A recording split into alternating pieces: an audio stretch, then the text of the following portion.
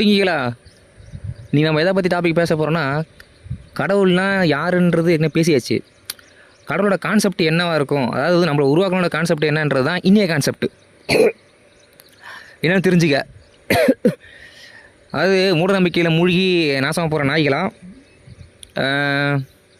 நாலு எப்படி நாசமாக போனாலும் நாம் நல்லா இருக்கணும்னு நினைக்கிறேன் லூசுகளாம், என்னென்னு தெரிஞ்சுங்க எப்படி என்ன விஷயன்ட்டு. ஒரு விஷயம் அப்படி என்னன்னா, அமெரிக்காவில் ஒரு ஆராய்ச்சியாளர், பேரில் என்னென்னு கேட்காத, பேரில் தெரிஞ்சு நான் பிடுங்க போகிறேன் அப்படி கேளு கதையா. ஆராய்ச்சியாளர் என்ன சொல்கிறாங்க அப்படின்னா, அந்த ஆராய்ச்சியாளர் என்ன சொல்லியிருக்காரு அப்படின்னா, எக்ஸ்பெரிமெண்ட் பண்ணி பார்த்துருக்காரு. அது எலியை வச்சு என்னென்னா, சின்னதாக ஒரு சிமுலேஷன், அதாவது அந்த எலிக்குன்னு ஒரு இடம் செஞ்சு அதுக்குள்ளே அதுக்கு வாழ்வாதாரத்துக்கான எல்லாமே கிடைக்கிற மாதிரி, தலையில் கஷ்டப்படாமல் தண்ணி சாப்பாடு எல்லாமே உள்ளே இருக்கிற மாதிரி ஏற்பாடு பண்ணியிருக்காரு. இதுக்குலேருந்து ஃபஸ்ட்டு ஒரு 2-3 வருஷத்துக்கு நல்லா தான் இருந்திருக்குங்க.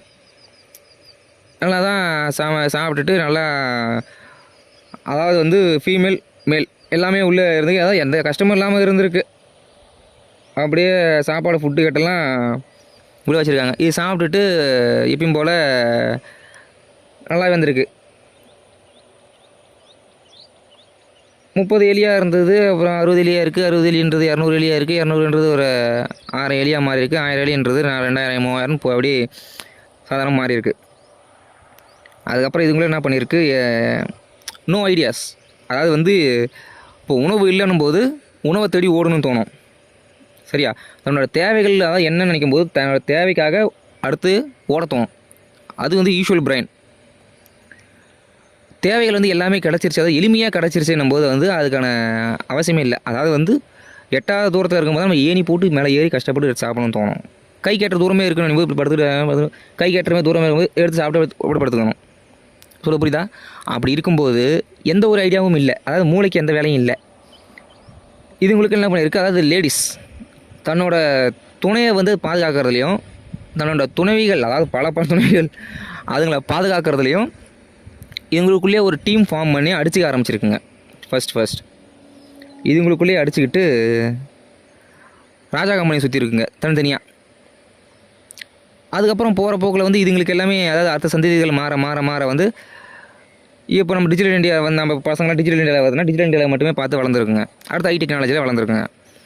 இப்போ அந்த காலகட்டத்தில் பிறந்திருந்தது தான் வெள்ளக்கார ஆணை காலத்தில் பிறந்திருந்தால் வன்முறை, கொடுமைகள், அடிமைத்தனத்திலே பிறந்திருக்கும். அடிமைத்தனத்தை மட்டுமே பார்த்து வளர்ந்துருக்கும். அதுங்களுக்கு அப்படி தான் இருந்திருக்கும் மைண்ட் செட்டு.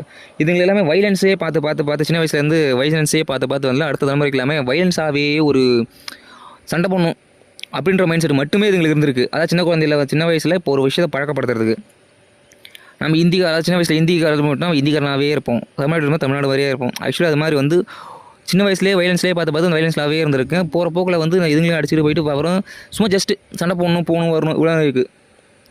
அப்புறம் போகிற போக்கில் எல்லாம் என்ன பண்ணியிருக்கு, சண்டை போட்டுட்டு ரொம்ப அடிச்சுதுன்னு இது அதாவது ஃபீமேல் எல்லாமே என்ன பண்ணியிருக்கு, டோட்டலாகவே அந்த சொசைட்டியே ஒரு வித்தியாசமாகி எல்லாத்தையும் அவாய்ட் பண்ணு அப்படி பண்ணுற மாதிரி சுத்தமாக எல்லாமே சீர்குலைஞ்சிட்ருக்கு. அதுக்கப்புறம் அப்புறம் நோ ஐடியாஸ் வெறும் வைலன்ஸ் மட்டுமே பார்த்து இதுங்க இது பண்ணாமல் அப்புறம் சொல்கிறது ரீப்ரொடக்டிவ் சிஸ்டம் ஒரு ஃபுல்லாக சீர்குலைஞ்சு போயிடுச்சு. சீர்குலைச்செல்லாம் அடுத்த சந்ததியே இல்லாமல் போயிடுச்சு. அப்புறம் என்ன பண்ணியிருக்கு, இதுங்களுக்குள்ளேயே எந்த ஐடியாவும் இல்லை, எதுவுமே பண்ணுறதுக்கு இல்லை அப்படின்னும் போது என்ன பண்ணியிருக்கு, இதுங்களுக்குலாம் நம்ம சாப்பிட்டு தூங்கிட்டு சுற்றி இருந்துருக்குங்க. அப்புறம் போகிற போக்கில் எந்த ஐடியா இல்லாமல் அதுங்களுக்கு எல்லாம் பண்ண செத்து போயிட்டு இருக்குதுங்க. ஸோ ஒரு என்ன கான்செப்ட் என்ன அப்படின்னா, இவர் ஆக்சுவலி அந்த ஆராய்ச்சியாளர் என்ன பண்ணியிருக்காரு அப்படின்னா, ஒரு இனத்துக்கு மட்டும் இல்லை, கிட்டத்தட்ட ஒரு 20-21 இனத்துக்கிட்ட என்ன பண்ணியிருக்காரு, டெஸ்ட் பண்ணியிருக்காரு. ரொம்ப பீஸ்ஃபுல்லாக, அதாவது ரொம்ப பீஸ்ஃபுல்லாக எல்லாமே இருக்கான்ற மாதிரி ஒரு செழிப்பான ஒரு, இப்போ நம்ம இதை எடுத்தோம் இயற்கை சூழல்னு சொல்லுவாங்க, அதுமாரி ஆரம்பித்த அந்த இடம் கொஞ்சம் ஒரு 4-5 வருஷத்தில் என்ன பண்ணியிருக்கு, உண்மையெல்லாம் போயிட்டுருக்கு, ஜீரோ ஆகிட்டுருக்கு. அதாவது அதோட இனமே அழிஞ்சு போயிட்டுருக்கு.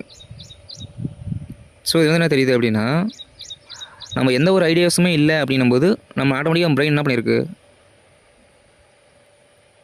ஒரு சில விஷயங்களை அழிக்கவோ ஆக்கப்பூர்வமான எதுவுமே இல்லாமல் இருக்கிறதால அதுவாகவே எந்த ஐடியா இல்லாமல் ஆட்டோமேட்டிக்காக ஷட் ஆகிடுது. அதாவது அதுக்காக வேணால் கான்செப்ட், அதாவது நம்ம உருவாக்கினார் கடவுள்னு நம்ம சொல்லப்படுறவர் கஷ்டங்களையும் சேர்த்து வைக்கும்போது நம்ம ஒரு முன்னோட்டத்தோடி நோக்கி ஓடத்தோம்.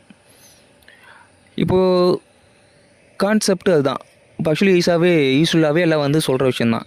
அதாவது வெளிச்சத்தை உருவாக்கின கடவுள் தான் இருளையும் உருவாக்கியிருக்காரு அப்படின்ற மாதிரி. அதாவது ஆத்மான்னு ஒன்று இருந்தால் பரமாத்மா ஒன்று இருக்கும். ஓகே, என்ன ஒரு அதாவது இந்த பேய் கான்செப்ட் வச்சு பார்த்தீங்கன்னா, பிரேத ஆத்மான்றது பேய், அதாவது சைத்தான். பரமாத்மான்றது வந்து கடவுள், அதாவது தேவதை மாதிரி. இப்படி உருவாக்கின கான்செப்ட் தான் எல்லாம் அப்படின்ற மாதிரி சொல்லிகிட்ருக்காங்க. ஸோ கடவுள் வந்து ஒரு கஷ்டத்தை தராரு, அதாவது வந்து கடவுள்னு சொல்ல முடியாது, பரவாயில்ல சரி. ஆனால் இப்போ வந்து இந்த கான்செப்ட் நான் கேட்டதுலேருந்து விஷயம் வந்து இந்த கான்செப்ட் முதல்ல உங்களுக்கு போய் சேரணும்னு தான் நான் யோசித்தேன். ஏன்னா லைஃப்பில் வந்து எல்லாமே வந்து ஒரு சில பேர் கடவுள் நம்பிக்கைலாம் இருப்பாங்க. கடவுள்னு ஒரு மரியாதை அப்படின்ற மாதிரி எனக்கு வந்து போச்சு. எல்லாருக்கும் எல்லாமே கொடுக்கலாமில்ல அப்படின்னு யோசிக்க தோணும். அதாவது ஒரு வெட்டுறதுக்கு முன்னாடி வந்து அதை தடுக்கலாமில்ல கடவுள் அப்படின்னு யோசிக்க தோணும். இந்த கான்செப்ட் யோசிலேருந்து ஓகே கடவுள் மேலே ஒரு நம்பிக்கை எனக்கு வந்து போச்சு. கஷ்டத்தை கொடுக்குறவங்க வந்து ஒன்று நீ தான் காப்பாற்றிக்கணும். இங்கே எப்படி சரின்றது எந்த அளவுக்கு சரியான பாதையோ அது தவறுன்றது வந்து சரியான பாதையே. ஏன் அப்படின்னா, அதாவது வந்து கஷ்டத்தை உனக்கு கொடுக்காமல் இருக்கும்போது என்ன பண்ண முடியாது, நீ வந்து அழிவை நோக்கி, அதாவது யூஸ்வலாக சொன்னால் அழிவை நோக்கி தான் உன் பிரெயின் போயிட்டுருக்குன்னு அர்த்தம். அடுத்தவன் கெட்டது பண்ணுறான் அப்போ அது சரியா அப்படின்னு யோசிக்காத, நானும் கெட்டது பண்ண போகிறேன் அப்படின்னு தயவுசெய்து யோசிக்காத. எல்லாருமே கெட்டது பண்ணால் நம்ம நல்லதும் இல்லாமல் போயிடும். காமனாக இருக்கணும் அப்படின்னு வச்சுக்க. நான் அது இப்போ சொல்கிறது கெட்டவனுக்கு துணை போடல, கெட்டது பண்ணுறான் பார்த்தியா, அது வந்து எப்படின்னா ஓகே நம்ம நன்மைக்கு தான் அப்படின்னு எடுத்துக்கணும். நன்மைக்கு தான் ஓகே அப்படின்னு, அதாவது கடவுள் வச்சிருக்காரு, கடவுள் கான்செப்ட்னு வச்சா ஓகே அப்படின்னு எடுத்துக்கணும். தவிர நம்ம கெட்டது முடியுமே பண்ணியிருக்கக்கூடாது. அடுத்த கெடுக்கணுன்ற எண்ணத்தை மட்டும் வச்சிருக்கவே கூடாது. எங்கள் சார் சொன்னார், அடுத்த கெடுக்கணுன்ற எண்ணம் நீ முதல்ல கெட்டு போகிறது நீ தான் அப்படின்னு. ஆனால் நிறைய பேர் நல்லா தான் இருக்கானுங்க. சரி, அதுக்கு வந்து அதாவது கடவுளோட கான்செப்டாக இருக்கலாம் ஓகே. ஏன்னா கஷ்டத்தை கொடுக்கும்போது தான் நீ வந்து என்ன பண்ணுவேன், அதாவது வந்து அதுலேருந்து தப்பிக்கணும் போகணும் அப்படின்ற யோசிச்சுட்டு இருப்பேன். இப்போ இயற்கை சூழ்நிலை பார்த்தா இங்கே வந்து ஒன்று சாப்பிட்டு ஒன்று வாழும், தவக்கலையே பாம்பு சாப்பிடும், பாம்புலேயே கழுகு சாப்பிடும் அப்படின்ற மாதிரி வந்து உயிரில், அதாவது தன்னை தானே காப்பாற்றிக்கணும்னு நினைக்கும்போது உணவுக்காகவும் ஓடணும், தன்னை காப்பாற்றிக்கிறதுக்காக என்ன பண்ணணும், ஓடணும். ஏன்னா உணவு ஈஸியாக கிடச்சுன்னா இப்போ இதாகிடும். ஓடணும் போது என்ன பண்ண முடியும், ஆட்டோமேட்டிக்காக உன்னோட பிரெயின் என்ன பண்ணும், அழிவை நோக்கி போகாது, அடுத்து செயல்படும் தோணும், முன்னோக்கி ஓடும். ஸோ வந்து உன்னோட அழிவை இருக்காது. ஸோ அதுக்காக கூட என்ன பண்ண எப்படி வச்சுருக்கலான்னு சொல்லி வச்சுருக்கலாம். ஏன்னா இல்லைனா வந்து சம்மந்தமேல ஒருத்தர் ஒன்று சாப்பிட்டு ஒன்று உயிர் வாழணுன்ற அவசியம் இருக்காதுல்ல, சரிதானே? ஓகே, இன்றைக்கி கான்செப்ட் இதுதான். ஸோ சாமி கும்பிடுங்க, பட் ரொம்ப மூட நம்பிக்கையில் தயவுசெய்து இருக்காதிங்க, பிடிங்களா? ஓகேவா? உங்கள்கிட்ட நல்லா பேசுறது பிடிக்க மாட்டேங்குது, சரிதான் ஒன்று. ஏன்னா நாம தான் காப்பாற்றிக்கணும். அதுக்காக வந்து எப்படி சொல்கிறேன்னா, ஒரு படத்தை சொல்லுவாங்களே, நீ எதை சாப்பாடு போட்டு வளரையோ அதுதான் வந்து அதிகமாக வளரும். அது உனக்கு கெட்டது நல்லது உனக்குள்ளே இருக்குது, நீ எதை அதிகமாக வளர்க்குறியோ அதான் நடக்கும். அதுக்காக வந்து கடவுள் சொன்னார்ன்றதுக்காக ஒரு யூஸ்வலாக சொல்கிற மாதிரி அட்வான்டேஜ் கொடுக்கான்றதுக்காக ஓவர் அட்வான்டேஜ் எடுத்துக்கூடாது. சரி, அப்படின்னும் போது நீ ஆட்டோமேட்டிக்காக பண்ணுவேன், அழிவு நோக்கி போதான் செய்வேன். சரி, நம்ம கர்ம பலன் அதெல்லாம் வந்து அடுத்த வீடியோவில் என்ன விவரமாக பார்ப்போம். ரொம்ப போயிட்டுருக்கு, பிடிங்களா? ஓகே ப்ளீஸ், பாய். எது இருந்தாலும் கமெண்ட் பண்ணுங்கள். நீங்கள் உங்களுக்கு வந்து ஏதாவது ஒரு விஷயம் ஆட்சேபனையாக இருந்தால், அது என்னடா இது எது சொல்லுவாங்களே, அப்ஜெக்ஷன் எது சொல்லுவாங்களே, ஆட்சேபனையாக இருந்தால் எனக்கு சொல்ல வரல, அப்படி தான் கமெண்ட் பண்ணுங்கள். எதாலும் ஃபஸ்ட்டு கமெண்ட் பண்ணி உங்களோட கருத்துக்கள் என்னன்னு சொல்லுங்கள். நன்றி.